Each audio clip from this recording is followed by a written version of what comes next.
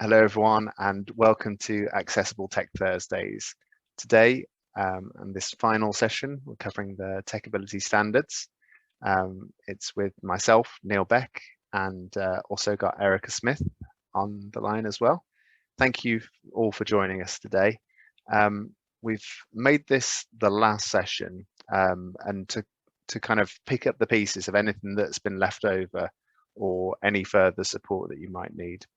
So with that in mind, we're going to tie it all into the visual resource that we've created. So we'll update the links on there. If you haven't seen this, this is a interactive PDF that lays out the different sections of the webinar program. So there's a section on providing the right tools, there's a section on considering your delivery, there's a section on using accessible features in the kind of mainstream technology use.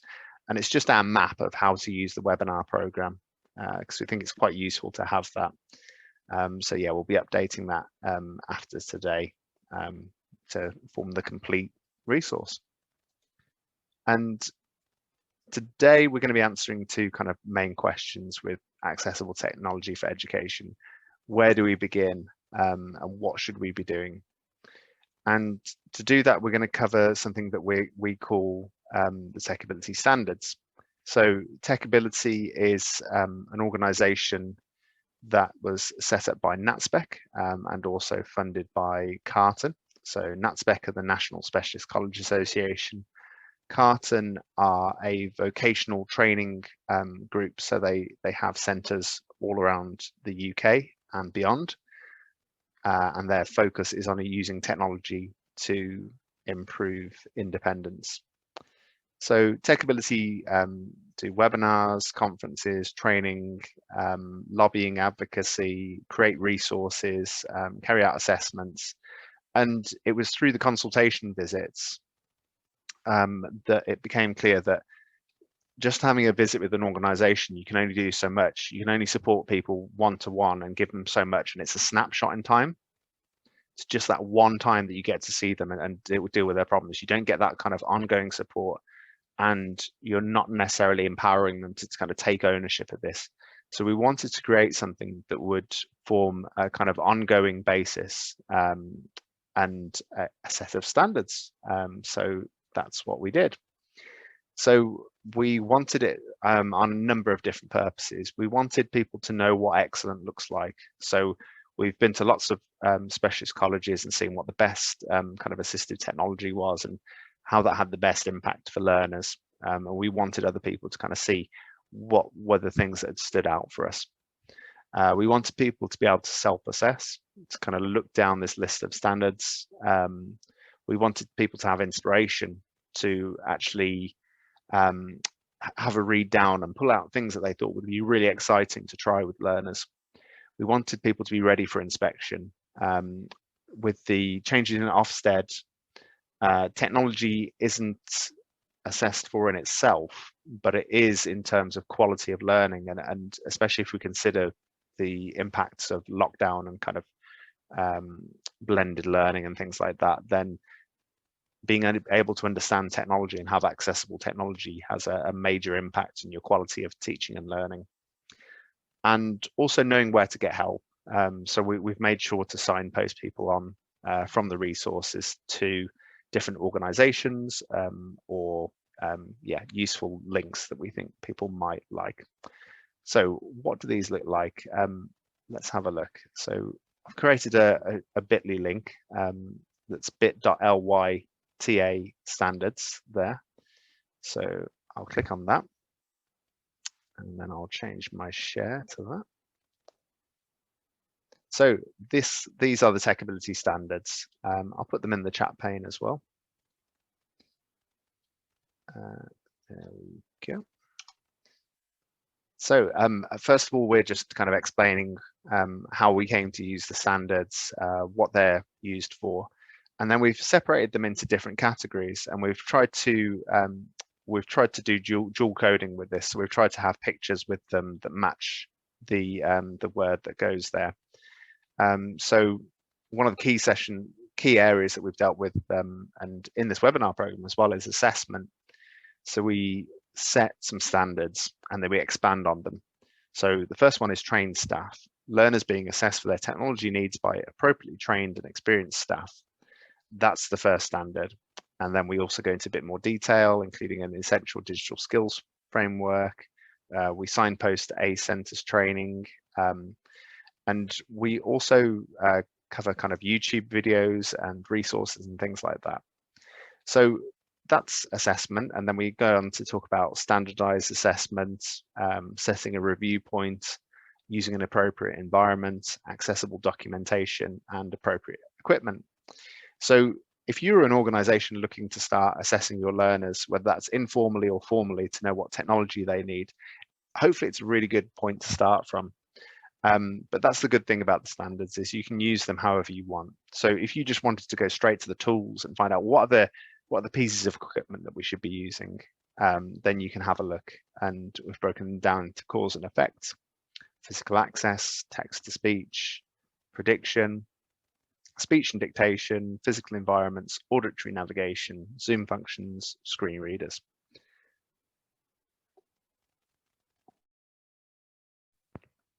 Sorry about that.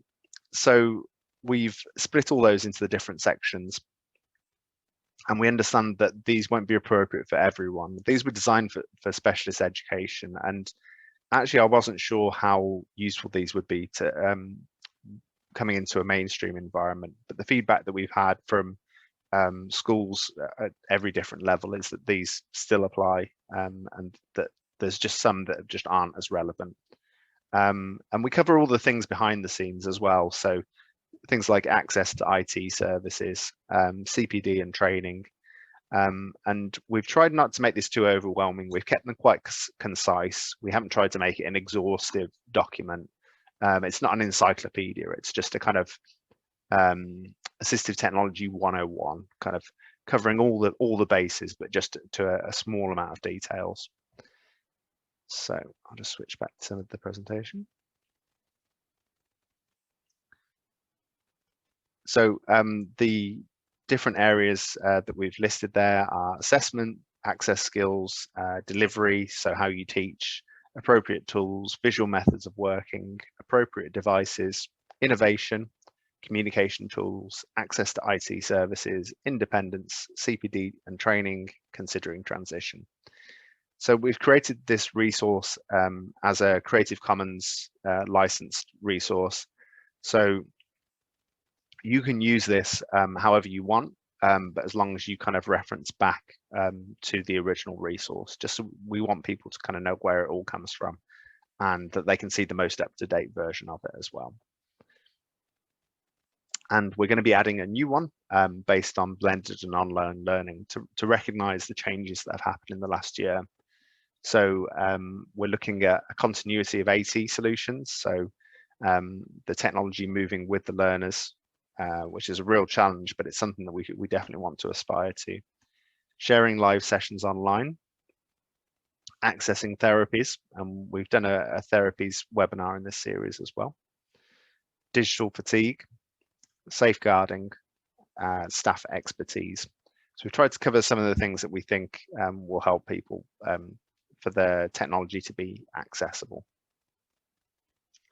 We've also got an audit tool in a pilot phase as well, so organizations can audit their current practice and provision and seeing what's met and what's unmet. So this is really useful if you are looking to have a kind of snapshot at the start of when you were putting in place these improvements, and then a kind of snapshot at the end. And we think that will work really useful if you're trying to demonstrate people who are inspecting, or you're demonstrating to kind of leadership what progress you've made, and what targets and what areas you're aiming to develop. And we also think it'll help people to engage more effectively with external support. The area of accessible technology, a lot of the time people don't know what they don't know. So this is a really good starting point for people to understand what the capabilities are and what the potential is with all of this. So I've included a link there to the standards audit trial, and at the moment it's just a pilot, so it's just in a Google Forms format. So if you fill that out, what you'll get is you'll get a a printout of that that'll be sent back to you, your email address that you put in there, and it'll just lay out what you've said that you've met and is unmet. Anything beyond that, and please just get in touch with myself or TechAbility, and they'll see if there's any extra support you need around that. But for now, it's just a kind of self-assessment tool, and you can kind of see where you are in the grand scheme of things. So we've carried this out with a few organisations already. Libby Wilkins at Oakley College said this was very comprehensive, really helpful to provide us with a structure as we move forward. So they were looking to do lots of different changes, and they wanted to use all of the standards and go through them methodically and see what they were meeting and what they weren't. We did this actually through a video call where I could actually talk her through this. So that might be a format that we think of in future, where we're there to kind of answer any questions as we go along and fill it out. And we also had a specialist tutor in ICT at one of the Karten centres. And she said she liked it. She thinks it's definitely useful, and she's asked the team to look through the questions, see if there's more development required. I think that's a really good point as well. We're not really expecting one person to be able to fill in all of this. It might be that you need to do it as a group, because the IT team might know some things, and then your leadership might know other things, and then practitioner level might know even more further. And what I've done is I've just taken a small screen grab of one of the questions, and it just says, learners are assessed by the technology needs by appropriately trained and experienced staff. And then you can see it's either yes, no, or unsure, not relevant. So you can fill in whatever suits your needs. So there's no reason why you need to do all of the TechAbility standards at once. You can just choose some sections that you want to use. As I said, feel free if you want to take them and develop them into something else.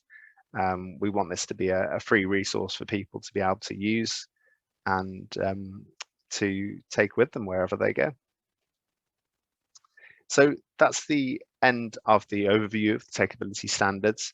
If there's anything that you want to ask about any of the questions, or if there's any sections that you want me to go through with you, then please pop that in the chat, and we'll go through it. This week as well is our drop-in session. So if there are any individual issues that aren't even connected to this, then you can feel free to bring those up. I'll finish this webinar in a second and then give you the chance to do that. But yeah, if there's anything that you found interesting today and you want to develop it further, then you can sign up for assistance with edtech-demonstrator.lgfl.net. We've got all the social media links on the right hand side. And yeah, just as we're at the end of the program, just to thank all of the various people who've made this happen.